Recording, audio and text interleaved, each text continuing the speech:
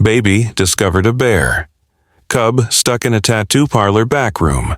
What Baby did next left permanent impact. The tattoo parlor sat on the corner of Maple Street, where the old brick buildings leaned against each other like tired friends at the end of a long day. The neon sign flickered in the window, casting red and blue shadows that danced across the empty sidewalk. It was past midnight, and the city had finally grown quiet, leaving only the distant sound of a car passing somewhere far away. Inside the shop, the air smelled of antiseptic and ink, mixed with something else that night. Something wild and unfamiliar that neither Lily Morgan nor her Uncle Jacob Bennett could quite place. Lily was only 18 months old, but she had been coming to the shop with her mother Jessica Brooks since she could barely walk. Jessica worked late shifts at the hospital, and Jacob had offered to watch Lily while she helped save lives across town. The arrangement worked perfectly, and the little girl had grown comfortable among the buzzing machines and colorful artwork that covered every wall. Jacob Bennett was closing up for the night, wiping down the last of his equipment, while Lily played with her wooden blocks on the soft rug he had placed in the corner specifically for her visits. The blocks made soft clicking sounds as she stacked them, knocked them down, and stacked them again, her tiny hands working with the concentration of someone much older. Jacob watched her from the corner of his eye, smiling at how serious she looked, her little face scrunched up in determination. He had finished cleaning the needles and was about to turn off the main lights when he heard it. The sound was so faint at first that he thought he had imagined it, but then it came again, a soft whimpering that seemed to float through the walls themselves. Jacob stopped moving, his hand frozen on the light switch, listening carefully. The whimper came once more, and this time he was certain it was real, though he couldn't tell where it was coming from. Lily had heard it too. She stopped playing with her blocks and turned her head toward the back of the shop, her bright eyes wide with curiosity rather than fear. She pushed herself up onto her unsteady feet and began walking toward the storage room, her tiny steps determined and purposeful. Jacob followed her, confused by her sudden interest in a part of the shop she usually ignored. The storage room door was slightly open, just a crack, really, but enough for the strange smell to grow stronger. It was earthy and wild, like wet fur and pine needles, completely out of place in the urban tattoo parlor. Lily reached the door first and pushed it open with both hands, the old hinges creaking loudly in the quiet shop. What they saw inside made Jacob's breath catch in his throat. There, huddled in the corner between boxes of ink bottles and rolls of transfer paper, was a small bear cub. It couldn't have been more than a few months old, its dark fur matted and dirty, its eyes reflecting the dim light like two amber jewels. The cub was trembling, pressed as far back into the corner as it could get, making those soft whimpering sounds that had drawn them here. Jacob's first instinct was to grab Lily and back away slowly, to call animal control or the police, anyone who could handle this properly. But Lily had other ideas. Before Jacob could reach for her, she toddled forward, her arms outstretched toward the frightened animal. The cub stopped whimpering and watched her approach, its head tilted slightly to one side as if trying to understand what this tiny human was doing. What happened next would stay with Jacob for the rest of his life. Lily sat down right in front of the cub, crossing her legs in that clumsy way toddlers do, and reached out one small hand. The cub sniffed at her fingers, its wet nose touching her palm gently. Then, as if recognizing something in her that Jacob couldn't see, the cub crawled forward and curled up against Lily's lap. The little girl giggled, a sound of pure joy that filled the storage room, and began petting the cub's head with careful, gentle strokes. Jacob stood frozen in the doorway, watching this impossible scene unfold. He should have been terrified, should have pulled Lily away immediately, but something about the moment felt sacred, untouchable. The cub wasn't acting like a wild animal at all. It was acting like a lost child who had finally found safety. As Lily continued to pet the cub, Jacob noticed something strange on its front paw. There was a mark there, not a wound or a scar, but something that looked almost like a tattoo. It was a circular pattern with intricate lines radiating outward, and in the dim light of the storage room, it seemed to glow faintly with a soft blue light. Jacob rubbed his eyes, certain he was seeing things. But when he looked again, the glow was still there, pulsing gently like a heartbeat. He stepped closer, careful not to startle either Lily or the cub, and knelt down beside them. The mark was definitely real, and it was unlike anything he had ever seen in his 20 years of tattooing.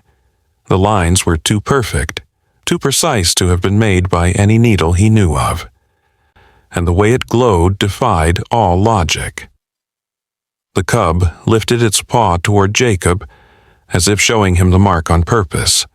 When Jacob reached out to touch it, he felt a warmth spread through his fingers, up his arm, and into his chest. It wasn't an unpleasant feeling. Quite the opposite, actually. It felt like coming home after a long journey, like finding something you didn't know you had lost. Images flashed through his mind, quick and blurry like old photographs. He saw forests stretching for miles, mountains touching the sky, and bears walking through moonlight. He saw people too, people with marks similar to the one on the cub's paw, living alongside the bears in harmony. The visions lasted only seconds, but they left Jacob breathless and confused. Lily seemed completely unfazed by all of this. She had found a friend, and that was all that mattered to her. She babbled happily to the cub in her baby language, sounds that weren't quite words yet but carried meaning nonetheless. The cub responded with soft huffing noises, almost like it was trying to talk back to her. Jacob watched them communicate in this strange, wordless way, and realized that something extraordinary was happening here, something that went beyond a simple case of a wild animal getting lost in the city. He thought about calling Jessica, telling her to come pick up Lily immediately, but something stopped him. Maybe it was the peaceful way the cub rested against Lily, or maybe it was the lingering warmth from touching that glowing mark. But Jacob decided to wait, to see what would happen next. He sat down on the floor beside them, his back against the wall, and really looked at the cub for the first time. Despite its dirty fur, he could see it was well-fed and healthy. Its eyes were bright and intelligent, watching him with what seemed like understanding. The mark on its paw continued to glow softly, casting strange shadows on the walls of the storage room. Jacob had seen a lot of tattoos in his career, had created hundreds himself, but nothing compared to this. This wasn't just art, it was something alive, something with purpose. He reached for his phone to take a picture but stopped himself. Some things, he thought, weren't meant to be captured and shared. Some things were meant to be experienced and remembered. As if responding to his thoughts, the cub stood up and walked over to him, placing its glowing paw on his knee.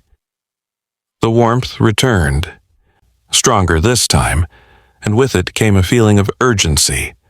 The cub needed something, was trying to tell him something important, but Jacob couldn't understand what. Lily crawled over and put her tiny hand on top of the cub's paw, and suddenly the message became clear, not in words, but in feelings and images that appeared in Jacob's mind. The cub was lost, separated from its mother during their journey through the city. They had been following old paths, ancient routes that bears had used for generations, long before the city was built. But something had gone wrong. The mother had been frightened by something, had run, and the cub had hidden here, drawn by an instinct it didn't understand. Jacob stood up slowly, his mind racing. If the cub's mother was out there somewhere in the city, she would be looking for her baby. A fully grown bear wandering the streets would cause panic, might even get shot by police. He needed to find a way to reunite them. But how?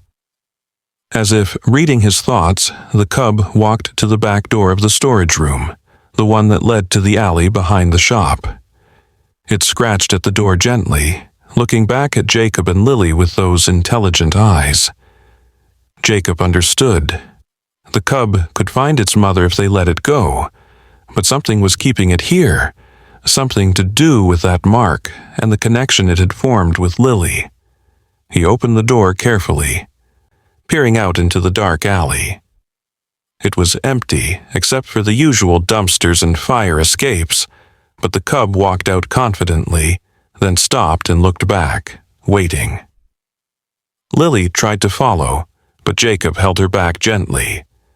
The cub made a soft sound, not quite a growl, more like a question. It took a few more steps, then returned to them, clearly torn between leaving and staying. This pattern repeated several times, the cub going a little further each time before coming back, until finally it sat down in the middle of the alley and let out a long, mournful cry that echoed off the brick walls. The cry was answered almost immediately. From somewhere above them, perhaps on the rooftops or in the maze of fire escapes, came another sound. It was deeper, fuller, the call of an adult bear.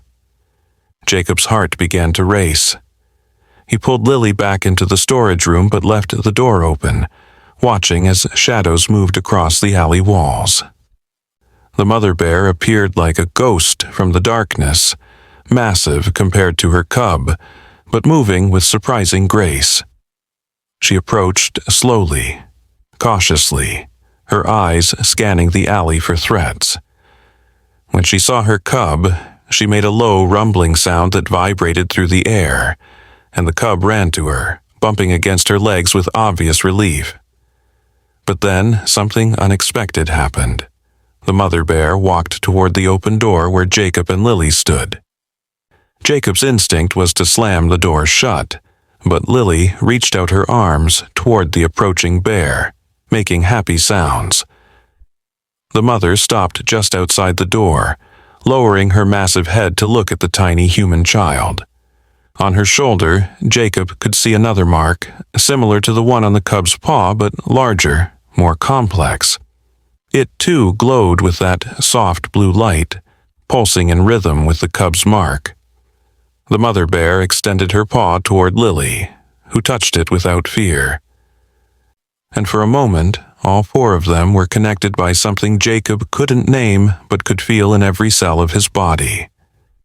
The connection lasted only seconds, but in those seconds, Jacob understood more than he could put into words.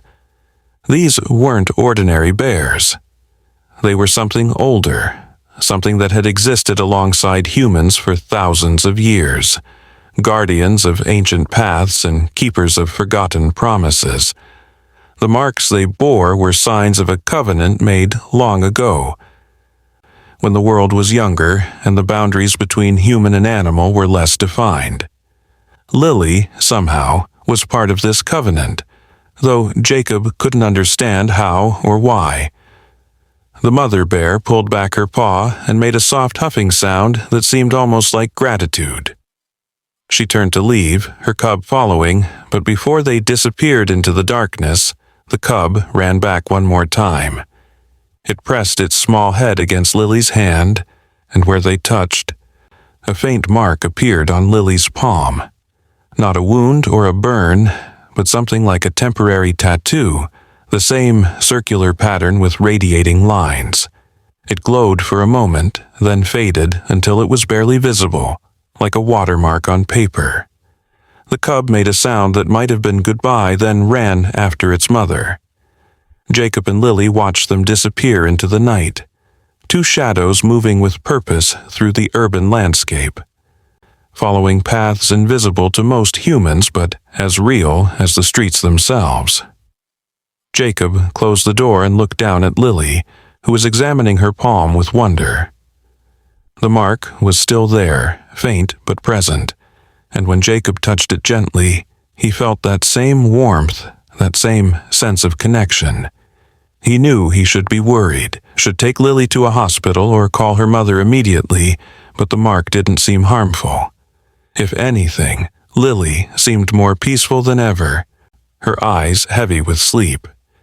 He carried her back to the main room of the shop and sat in his tattoo chair, holding her as she dozed off.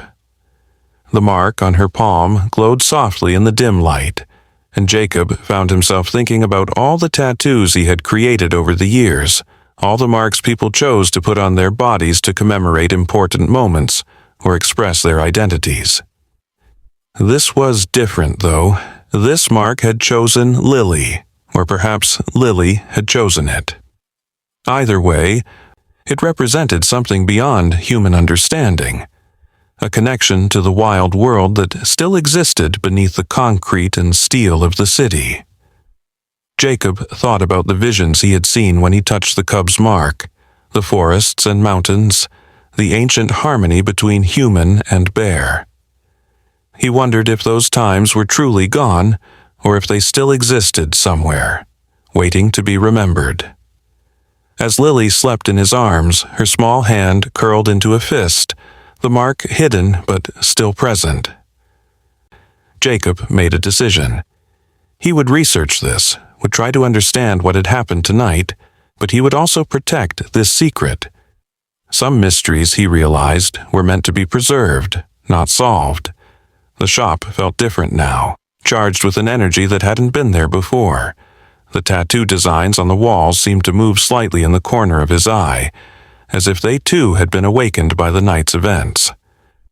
Jacob looked at his own arms, covered in ink from years of practicing his art, and wondered if any of his tattoos carried the same kind of power as the mark on Lily's palm. He doubted it. What had happened tonight was something beyond human artistry, something that came from a deeper, older place. He thought about the mother bear and her cub, probably miles away by now, following their ancient paths through the modern world. He hoped they would make it safely to wherever they were going.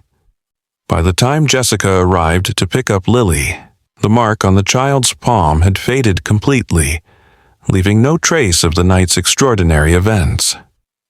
Jacob didn't tell her what had happened. How could he explain something he didn't fully understand himself? Instead, he told her that Lily had been perfect, had played with her blocks and fallen asleep easily. Jessica thanked him, as she always did, and carried the sleeping child to her car. But just before she left, she turned back to Jacob with a puzzled expression. She said Lily's hand felt warm, unusually warm, and asked if everything was really okay. Jacob assured her it was, and watched them drive away into the pre-dawn darkness. Alone in his shop, Jacob walked back to the storage room. It looked exactly as it always had, boxes of supplies stacked neatly, nothing out of place. But the smell lingered, that wild, earthy scent that didn't belong in the city. And on the floor, barely visible, were a few dark hairs and the faint imprint of paw prints in the dust. Jacob didn't clean them up. Instead, he sat on the floor where Lily and the cub had first met and tried to make sense of what had happened. He thought about the connection between them, instant and inexplicable, and wondered if such connections happened more often than people realized, if the world was full of invisible bonds waiting to be discovered. He stayed there until the sun came up, painting the storage room walls with golden light. The paw prints seemed to shimmer in the morning sun, and for a moment Jacob could have sworn he saw that blue glow again. But when he blinked, it was gone, leaving only ordinary dust and ordinary light. He stood up, his joints stiff from sitting on the floor all night, and prepared to open the shop for another day. But he knew nothing would ever be quite ordinary again. He had witnessed something magical, something that proved the world was far stranger and more wonderful than most people imagined. And somewhere in the city, a little girl carried an invisible mark that connected her to that strange and wonderful world. The first customer of the day wanted a simple butterfly tattoo, something to commemorate a personal transformation. As Jacob prepared his equipment, he found himself thinking about transformation in a different way. Not just the change from one thing to another, but the revelation of what was always there, hidden beneath the surface. The butterfly had always existed within the caterpillar, just as the wild had always existed within the city, and magic had always existed within the ordinary. It just took the right moment, the right connection to reveal it. He began working on the tattoo, his hand steady and sure, but his mind kept drifting back to the previous night. Throughout the day, Jacob found himself checking the storage room, half expecting to find another lost cub or some other sign of the extraordinary. But it remained stubbornly normal, just a room full of supplies and equipment. Still, he couldn't shake the feeling that something had fundamentally changed. The shop felt different, charged with possibility. Customers commented that the atmosphere seemed particularly peaceful that day, though they couldn't say why. Jacob just smiled and continued his work, carrying the secret of the night like a hidden tattoo on his heart. That evening, after closing, he pulled out some old books from his personal collection, books about symbolism and ancient markings that he had collected over the years for tattoo inspiration. He searched through them, looking for anything resembling the mark he had seen on the bear's and on Lily's palm. Most of the symbols were familiar to him: Celtic knots, tribal patterns, religious iconography, but nothing quite matched what he had seen. Then, in a book about indigenous North American traditions, he found something that made his heart skip. It wasn't exactly the same mark, but it was similar enough to be related. The book described it as a symbol of guardianship and safe passage, used by certain tribes to mark sacred paths through the wilderness. According to the text, these paths were not just physical routes, but spiritual ones, connections between the human world and the spirit world. Bears were considered the guardians of these paths, guides for souls traveling between realms. The marks were said to appear on chosen individuals, both human and animal, who had the ability to see and protect these sacred routes. Jacob stared at the page, his mind racing. If this was true, if the marks were real and not just mythology, then what did it mean that Lily had received one? Was she chosen for something? Was she meant to be a guardian of these ancient paths? He thought about calling Jessica, telling her everything. But what would he say? That her daughter had been marked by a magical bear and was now connected to some ancient spiritual tradition? She would think he had lost his mind. And maybe he had. Maybe the stress of running the shop in the late nights had finally caught up with him, and he had imagined the whole thing. But then he looked at the storage room floor, at those faint paw prints that he still hadn't cleaned up, and he knew it had been real. As real as the ink he put into people's skin every day, as real as the art that covered his walls. As the days passed, Jacob kept watching Lily whenever she came to the shop. She seemed unchanged, still the same happy, curious toddler she had always been.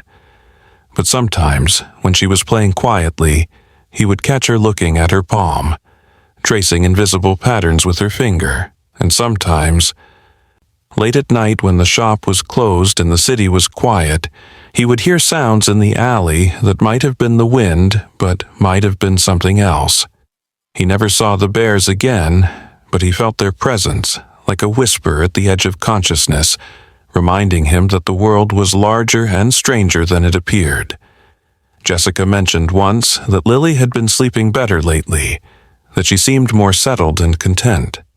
She attributed it to normal development, but Jacob wondered if it was something more. He wondered if the mark, even though it was invisible now, had given her something, a sense of connection to the larger world, a peace that came from knowing one's place in the grand scheme of things. He envied her that peace. His own life felt more unsettled than ever, full of questions he couldn't answer and mysteries he couldn't solve. But maybe that was okay. Maybe some things weren't meant to be solved, just experienced and remembered. One night, about a month after the encounter, Jacob was working late on a particularly complex design when he heard a familiar sound. It was that same soft whimpering that had started everything, coming from the storage room. His heart pounding, he walked to the door and opened it slowly. The room was empty, but on the floor, right where the cub had been, was a single feather. It was large and brown, probably from a hawk or an eagle, and it had the same faint blue glow as the marks on the bears. Jacob picked it up carefully, and immediately felt that familiar warmth spread through his hand. Images flashed through his mind again, but clearer this time. He saw Lily as an adult, working with animals, helping to preserve the wild spaces that still existed in the world. He saw the bears, grown old but still bearing their marks, still walking the ancient paths.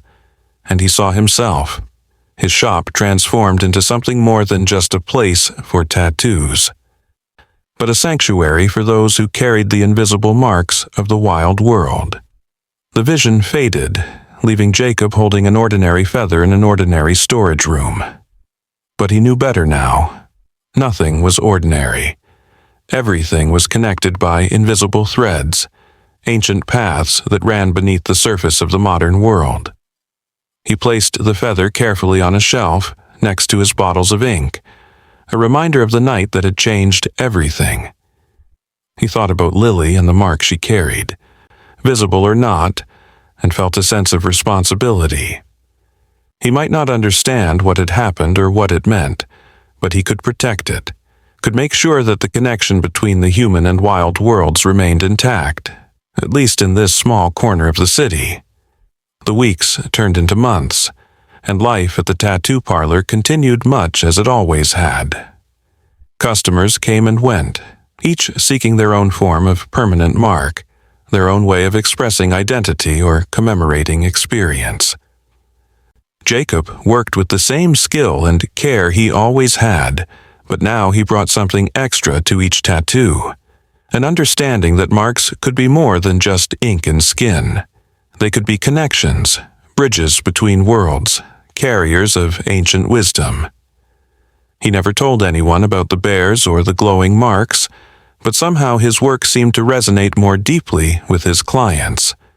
They would leave his shop feeling changed in ways they couldn't quite articulate, carrying their new tattoos like talismans into the world. Lily continued to visit regularly, growing from a toddler into a curious and articulate child.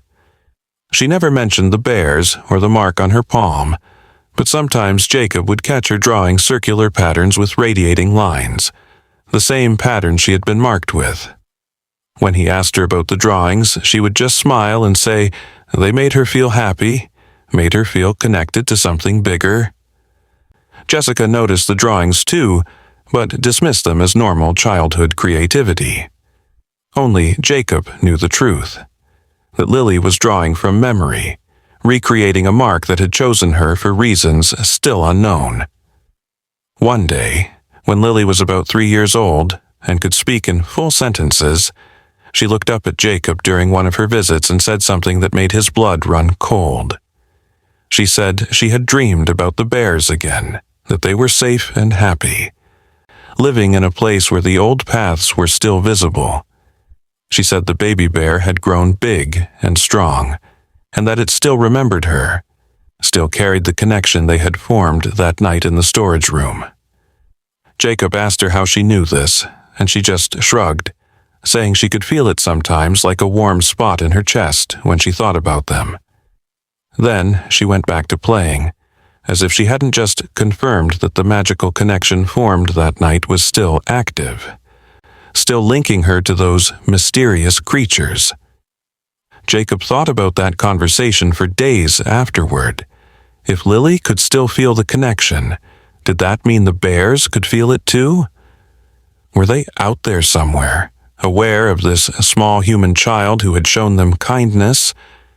And what about the mark itself? Even though it was invisible, was it still there, waiting to reveal itself when the time was right? He had so many questions and no way to find answers. The book about indigenous traditions had provided some context, but it was clear that what had happened in his shop was something unique, something that didn't fit neatly into any existing framework of understanding. As Lily grew older, her connection to animals became more apparent. She seemed to have an intuitive understanding of them, could calm frightened dogs with a touch, could coax birds to eat from her hand. Jessica joked that her daughter was going to be a veterinarian someday, but Jacob knew it was more than just a natural affinity. It was the mark, invisible but present, creating bridges between Lily and the animal world. He watched her grow with a mixture of pride and concern, wondering what this gift would mean for her future, whether it would be a blessing or a burden. The feather he had found in the storage room remained on the shelf, no longer glowing but still carrying a sense of significance. Sometimes customers would ask about it, drawn to it without knowing why, and Jacob would tell them it was a gift from a friend, which was true in a way. The bears had been friends, brief visitors who had left a permanent impact on his life and Lily's. He often wondered if they would ever return, if one day he would hear that whimpering in the storage room again and find new mysteries waiting to be discovered. The tattoo parlor itself seemed to attract unusual events after that night. People would come in with strange requests, asking for symbols they had seen in dreams, marks that resembled the one on the bear's paws. Jacob would create these tattoos with special care, feeling that he was participating in something larger than mere body art. Some customers reported unusual experiences after getting these tattoos, dreams of forests and mountains, feelings of connection to nature they had never experienced before. Jacob never confirmed or denied the significance of these experiences, but he filed them away in his mind, pieces of a puzzle he might never complete. One particularly memorable customer was an elderly indigenous woman who came in one day, not for a tattoo, but to look around. She moved through the shop slowly, examining the artwork on the walls, but when she reached the storage room door, she stopped. She stood there for a long moment, her hand pressed against the door frame, her eyes closed. When she finally opened them, she looked directly at Jacob and said that the old paths ran through this place, that something significant had happened here. She didn't ask for details, didn't seem to need them. She simply nodded, as if confirming something she already knew, and left without another word. Jacob never saw her again, but her visit reinforced his belief that what had happened with the bears was part of something ancient and ongoing. The storage room became a kind of shrine for Jacob. Though he would never use that word, he kept it cleaner than necessary, always made sure the door was properly closed, and sometimes, when the shop was empty, he would sit in there and try to recapture the feeling of that night. The paw prints had long since been cleaned away, but he could still see them in his mind's eye. Still remember exactly where the cub had huddled and where Lily had sat when she first made contact. The room felt charged with memory and possibility, a thin place where the boundary between the ordinary and the extraordinary was particularly permeable.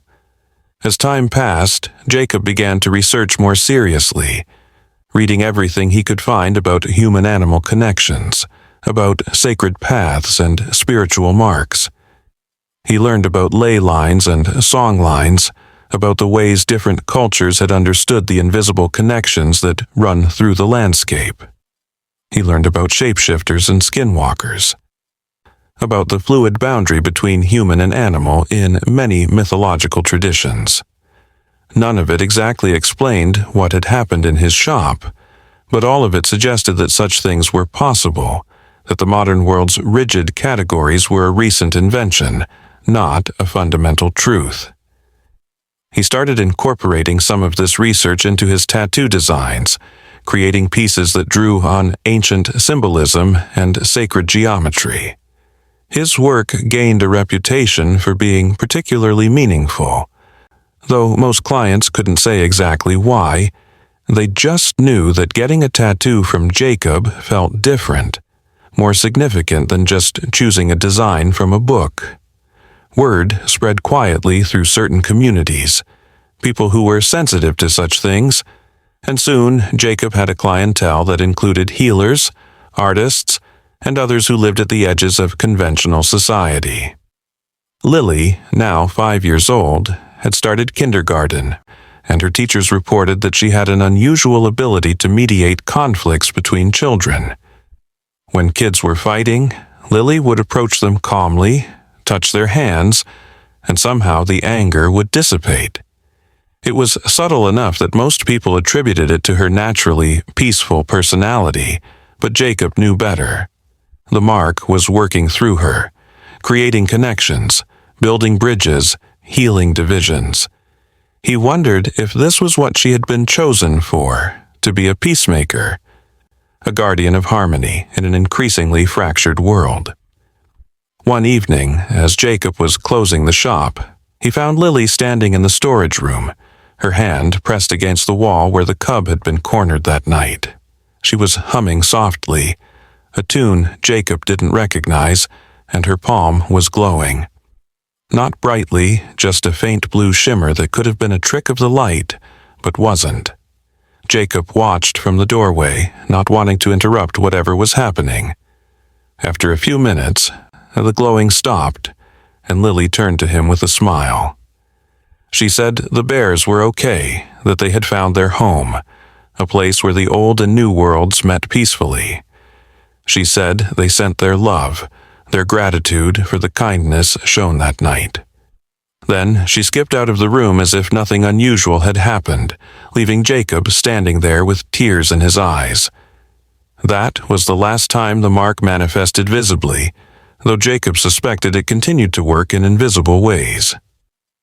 Lily grew into a remarkable young woman, studying wildlife biology and conservation, working to protect the wild spaces that still existed. She never forgot the bears, though she rarely spoke of them, carrying the memory like a secret treasure. Jacob's tattoo parlor became known as a special place, though most people couldn't say exactly why. They just knew that something about it felt different, more alive, more connected to something larger than itself. Years later, when Jacob was training his apprentice, a young artist named Michael Hayes, he finally told the story of the bears. Michael listened with wide eyes, clearly unsure whether to believe it or not.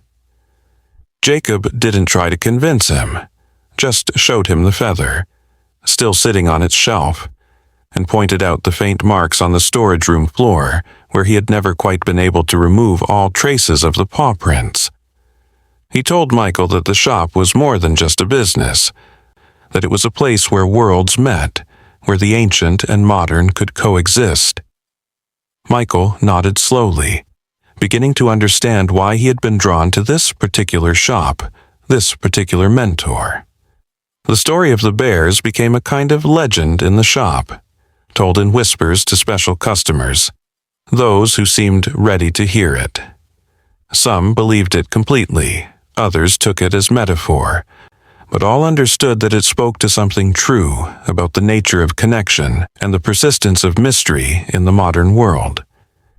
The storage room remained a special place, and sometimes, late at night, Jacob would still hear sounds from the alley that might have been the wind, but might have been something more. He never investigated these sounds, content to let the mystery remain intact. As Jacob grew older and began to think about retirement, he knew he needed to find the right person to take over the shop. It couldn't be just anyone. It had to be someone who understood that the parlor was more than just a business. He considered Michael, who had become an excellent artist and had developed his own sensitivity to the shop's unique atmosphere. But in the end, it was Lily who surprised him. She came to him one day, now in her 30s, and said she wanted to learn tattooing. She had spent years working in conservation, had helped establish several wildlife corridors in urban areas, but she felt called back to the shop, to the place where her journey had begun. Jacob taught her everything he knew, not just about tattooing, but about the deeper significance of marks and symbols, about the responsibility that came with permanently altering someone's skin. Lily learned quickly, her hands steady and sure, her designs incorporating elements of the natural world in ways that seemed to bring them alive. Her tattoos had a quality that Jacob's had developed over years, an ability to create connection, to bridge worlds. It was clear that the mark she had received as a child had shaped her in profound ways, had given her abilities that went beyond normal human experience. The day Jacob officially handed over the shop to Lily was bittersweet. He had spent most of his adult life in these rooms, had witnessed magic and mystery within these walls. But he knew it was time for the next chapter, for Lily to become the guardian of this special place. As he packed up his personal belongings, he left the feather on its shelf, a gift for Lily and a reminder of the night that had changed everything. She understood its significance without being told, handling it with the reverence it deserved. Under Lily's management, the shop evolved while maintaining its essential character. She introduced new techniques and styles, but kept the storage room exactly as it had always been, a shrine to that miraculous night. She would sometimes find young animals in the alley, injured birds or lost cats, and she would bring them into the storage room to heal. They always recovered quickly there, as if the room itself had healing properties. Some customers swore they could feel something special in that room, a presence or an energy that made them feel connected to something larger than themselves. One winter evening, nearly 25 years after the original encounter, Lily was working late when she heard a familiar sound. It was a whimpering, soft and plaintive, coming from the storage room. Her heart racing, she opened the door to find not a bear cub but a young girl, perhaps 7 or 8 years old, huddled in the corner. The girl was not injured or lost in the conventional sense, but Lily could see she was lost in a different way, disconnected from something essential. The girl's name was Savannah Reed, and she had wandered away from her foster home, drawn by something she couldn't explain to this particular shop. Lily sat with Savannah in the storage room, in the exact spot where she had once sat with the bear cub. She didn't touch the girl, didn't need to, she simply sat and waited, creating a space of safety and acceptance. After a while, Savannah began to talk, sharing her story of feeling different, of seeing things others couldn't see, of feeling connections others couldn't feel. Lily listened with complete understanding, remembering her own journey of discovering what it meant to carry an invisible mark. She told Savannah that being different wasn't wrong, that some people were chosen to be bridges between worlds, and that this was a gift, even when it felt like a burden. As they talked, Lily noticed something extraordinary. On Savannah's shoulder, barely visible, was a mark similar to the one she had carried on her palm all these years. It wasn't exactly the same. Each mark was unique, but it was clearly part of the same mystery. Lily understood then that the bear's visit hadn't been an isolated incident, but part of an ongoing pattern, a continuous thread of connection between the human and wild worlds. She also understood that her role was not just to carry her own mark, but to help others who had been similarly chosen. Lily became Savannah's mentor, not in any official capacity, but as someone who understood what the girl was experiencing. She taught her how to work with the mark rather than against it, how to use it to help both humans and animals. Savannah's foster parents were bewildered by the girl's sudden attachment to the tattoo parlor and its owner, but they couldn't deny the positive changes they saw. Savannah became calmer, more confident, more connected to the world around her. She would spend hours in the shop after school, drawing designs that looked remarkably like the marks she and Lily carried, creating art that seemed to pulse with life. The shop became a gathering place for others like them, people who carried invisible marks, who had experienced connections that couldn't be explained by conventional understanding. They didn't advertise this aspect of the shop, didn't need to. Those who needed to find it always did, drawn by the same invisible forces that had brought the bears that night. Jacob would visit occasionally, now elderly but still sharp, and he would sit in the storage room and marvel at how a single extraordinary night had rippled outward, creating waves of connection and meaning that continued to expand. One spring day, Savannah, now a teenager, came running into the shop with excitement in her eyes. She had seen them, she said, the bears. They had been in the park at dawn, a mother and an almost grown cub, both bearing the glowing marks. They had looked right at her, had acknowledged her with a slow nod before disappearing into the urban forest. Lily felt a shiver of recognition. Could it be the same bears? Or were these their descendants, carrying on the tradition of the marks? Either way, it was confirmation that the connection continued, that the ancient paths still ran through the city, maintained by those who bore the marks. The shop's reputation grew in quiet ways. People would come from far away, drawn by stories they had heard or dreams they had experienced. Not all of them carried marks, but all of them were searching for connection, for evidence that the world was more than just material reality. Lily and her team, which now included Savannah and several other marked individuals, created tattoos that served as bridges, helping people connect with aspects of themselves and the world that they had lost touch with. Each tattoo was unique, designed not just for aesthetic appeal but for its ability to facilitate connection. The storage room remained the heart of the shop, a place where the veil between worlds was thinnest. They would hold quiet gatherings there, not religious services but something similar. Times when people could sit in silence and feel the connections that ran beneath the surface of everyday life. Sometimes, during these gatherings, the marks would become visible, glowing softly in the dim light, creating a web of connection between all present. These moments were precious and rare, reminders of the magic that still existed in the world, hidden but always present for those who knew how to look.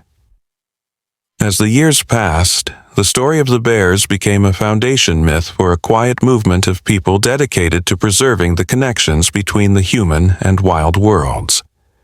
They didn't organize formally, didn't create institutions or hierarchies. They simply lived their lives with awareness of the marks they carried, visible or invisible, and worked in their own ways to maintain the ancient paths. Some became conservationists like Lily had been, others became artists or healers or teachers. All of them carried the understanding that the world was interconnected in ways that modern society had forgotten, but that could be remembered, one connection at a time. The tattoo parlor on Maple Street remained open late into the night, its neon sign flickering like a beacon for those who needed to find it. Inside, the walls were covered with designs that told stories of connection and transformation, and in the storage room, the invisible paw prints of a long-ago visitor remained, a testament to the night when the wild came calling and left its mark on human hearts. The feather still sat on its shelf, no longer glowing but still carrying the memory of magic, and sometimes when the city was quiet and the moon was full, you could hear sounds in the alley that might have been the wind, but might have been something more, something wild and free and eternally connected to the little shop where boundaries dissolved and worlds met. Jacob passed away peacefully one autumn evening, sitting in his favorite chair in the shop, surrounded by the art he had created and the people he had influenced. His funeral was attended by hundreds of people whose lives he had touched, many bearing tattoos he had created, all carrying some piece of the wisdom he had shared. Lily spoke at the service about the Night of the Bears, telling the story publicly for the first time. Some in the audience thought it was a beautiful metaphor. Others knew it was truth, but all understood that it captured something essential about Jacob's legacy, his ability to see and create connections where others saw only separation.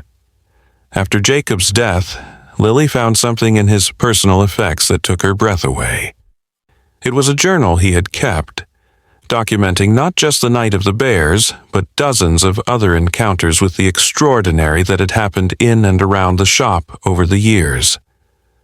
There were stories of other animals bearing marks, of customers who had experienced visions while getting tattoos, of dreams that had come to multiple people simultaneously. Jacob had been quietly documenting evidence that the shop sat on some kind of convergence point, a place where different realities touched and occasionally merged. 2 chapters of Part 1 completed. The journal became a sacred text for those who understood its significance. Lily didn't publish it or share it widely, but she allowed certain people to read it, those who she sensed were ready for its revelations.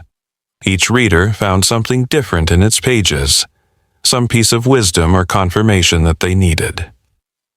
The journal suggested that the marks were not random, but part of an ancient system of connection that predated human civilization, a network of consciousness that included all living things, but that most humans had forgotten how to access. Savannah, now an adult, took over much of the day-to-day management of the shop, allowing Lily to focus on the deeper work of maintaining the connections. She had developed her own gifts, including an ability to see the marks on others even when they were completely invisible. She could walk down a crowded street and identify those who carried the marks, though she learned to be discreet about this ability. Not everyone who bore a mark was aware of it, and awakening that awareness prematurely could be overwhelming. She became skilled at guiding people to discovery at their own pace, creating tattoos that helped them connect with marks they didn't know they carried. One summer evening, something extraordinary happened that confirmed everything they had believed about the marks and the connections. A child was brought to the shop. A boy named Connor Adams who had been born with a visible mark on his back, a complex pattern that doctors couldn't explain. His parents were frightened, had tried various treatments to remove or hide the mark, but nothing worked. They had heard rumors about the shop, about its connection to unusual marks, and had come in desperation.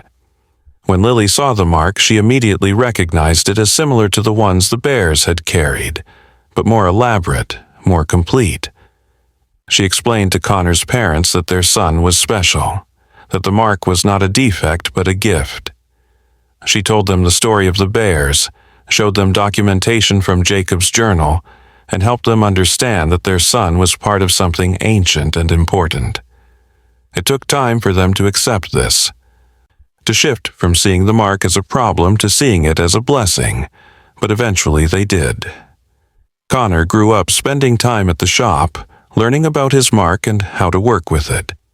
He had extraordinary abilities with animals, could communicate with them in ways that went beyond normal human-animal interaction.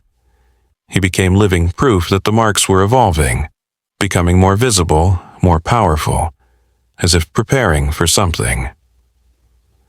The shop began to attract attention from unexpected quarters. Scientists interested in human-animal communication, anthropologists studying urban shamanism, even government officials investigating reports of unusual phenomena. Lily and her team were careful about what they revealed, understanding that too much attention could destroy the delicate ecosystem they had created. They cooperated with serious researchers but maintained boundaries, protecting the sacred aspects of their work from those who would seek to exploit or weaponize it. Through all of this, the storage room remained unchanged, a constant reminder of where it all began. New generations of marked individuals would sit there, feeling the connection to all who had come before, understanding that they were part of a continuity that stretched back to that night when a baby girl met a bear cub and the world shifted slightly on its axis.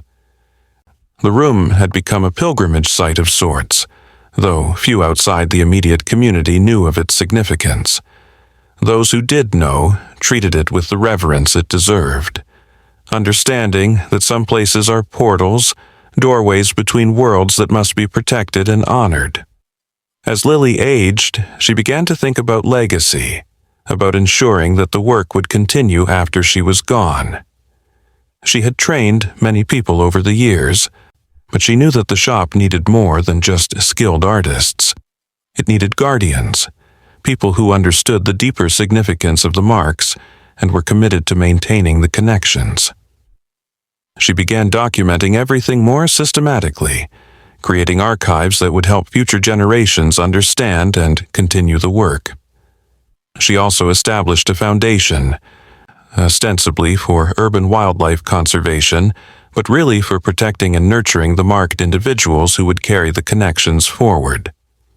One winter night, 50 years after the original encounter, Lily was alone in the shop when she heard the familiar whimpering. But this time, when she opened the storage room door, she found not an animal, but an old woman, someone she recognized immediately, despite the decades that had passed. It was the indigenous elder who had visited the shop years ago, the one who had known about the old paths without being told. The woman smiled at Lily and said it was time for her to learn the full truth about the marks, about why certain individuals were chosen, and what was coming that would require their connections. The elder, whose name was Sarah, explained that the marks were part of an ancient agreement between humans and the more-than-human world, a covenant that had been broken by industrialization and modernization but was now being renewed. The bears had been messengers, testing whether humans were ready to restore the connections. Lily's compassion that night, her innocent acceptance of the wild other, had confirmed that some humans still carried the capacity for true connection. The marks were multiplying, becoming more visible, because the world was approaching a crisis that would require the bridging of worlds to navigate. Sarah taught Lily practices that had been hidden for generations, ways of working with the marks that went beyond anything they had discovered on their own. She showed her how to activate dormant marks, how to strengthen connections, how to create new pathways between worlds. It was overwhelming and exhilarating, a lifetime of intuitive understanding, suddenly given structure and context. Lily learned that there were others like them all over the world, groups maintaining the connections in their own ways, all preparing for a time when the boundaries between worlds would become more fluid. The knowledge Sarah shared transformed the work at the shop. They began offering not just tattoos but initiations, helping people understand and activate their connections to the more-than-human world. The tattoos themselves became more powerful, created with intention and ritual, serving as anchors for the invisible marks that everyone carried but few could access. People would leave the shop fundamentally changed, more aware of their place in the web of life, more capable of bridging the gaps that modern life had created. Connor, now a young man, became central to this new phase of the work. His visible mark made him a natural teacher and example, showing others what was possible when one fully embraced their connection. He developed techniques for helping others see their own marks, even when they were completely invisible. He could place his hand on someone and activate their dormant connections, awakening abilities they didn't know they had. It was intense work that required careful preparation and integration, but the results were remarkable. People who had felt disconnected their entire lives suddenly found themselves in communication with the living world around them.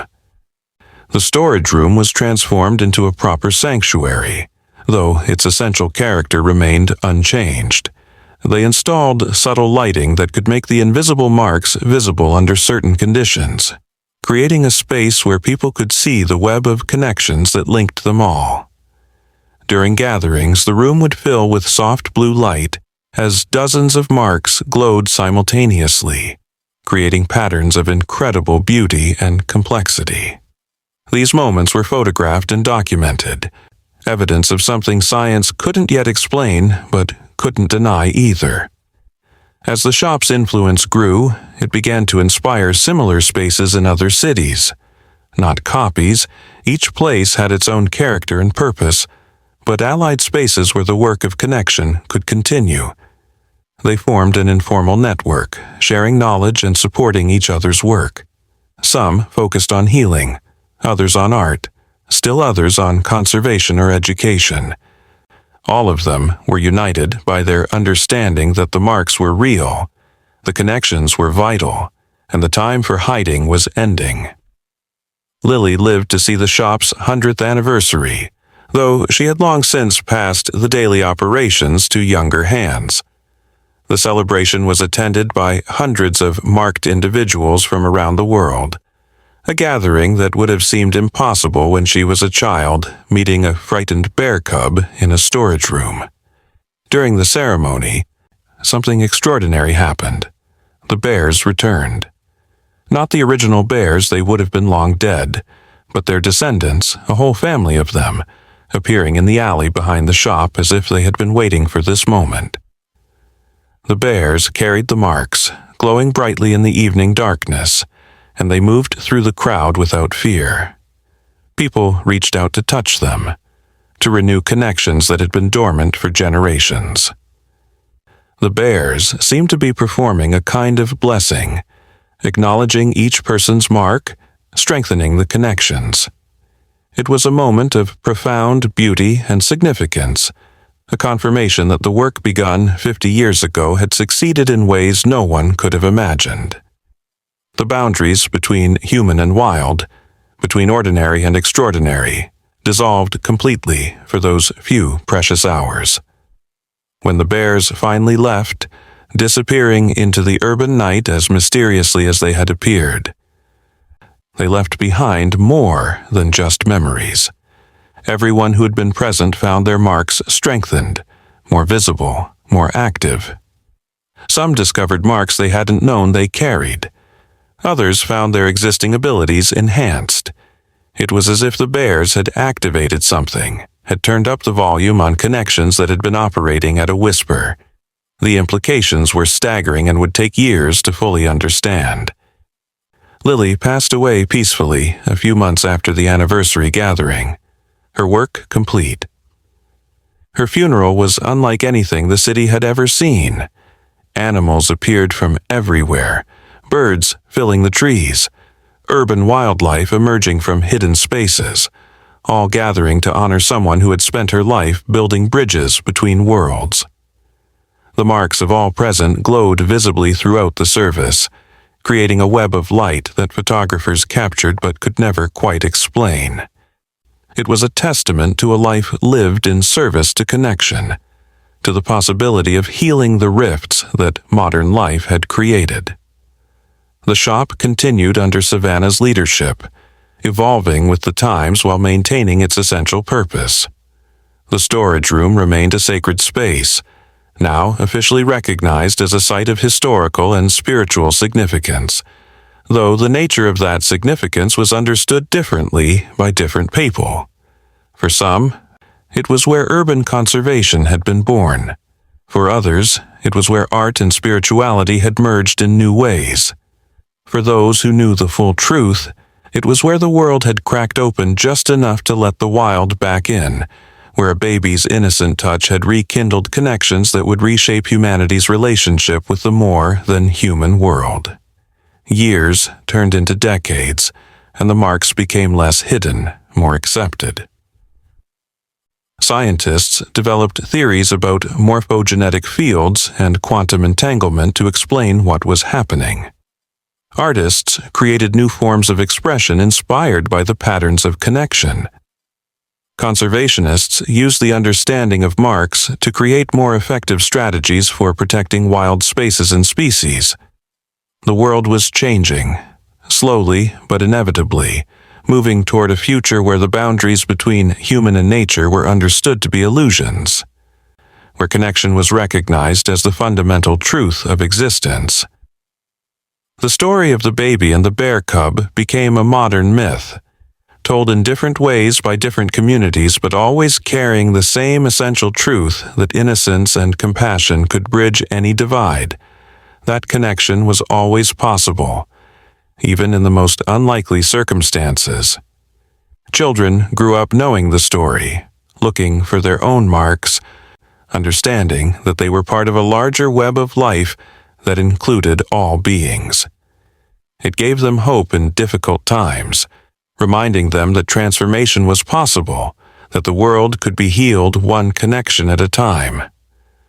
The tattoo parlor on Maple Street still operates today, still open late into the night, still attracting those who seek more than just body art. The storage room is now a shrine, carefully preserved, containing not just the memory of that first encounter, but the accumulated energy of thousands of connections made over the decades. Visitors often report feeling something there, a presence or a possibility, a sense that the ordinary world is just a thin veneer over something far more vast and interconnected. They leave changed, carrying invisible marks that connect them to the great web of being. Sometimes, on quiet nights when the moon is full and the city sleeps, you can still hear sounds in the alley behind the shop. Some say it's just the wind or urban wildlife, but others know better.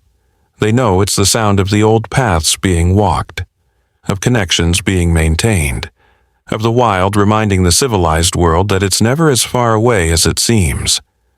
And in the storage room, if you know how to look, you can still see the faint impression of paw prints in the dust. The permanent impact of a night when a baby discovered a bear cub and changed the world, one connection at a time. The work continues, will always continue, as long as there are those who remember that we are not separate from nature but part of it, that the marks we carry, visible or invisible, are invitations to connection, bridges to wholeness. Each tattoo created in the shop carries a piece of this understanding, spreading it further into the world, creating an ever-expanding network of awareness and connection.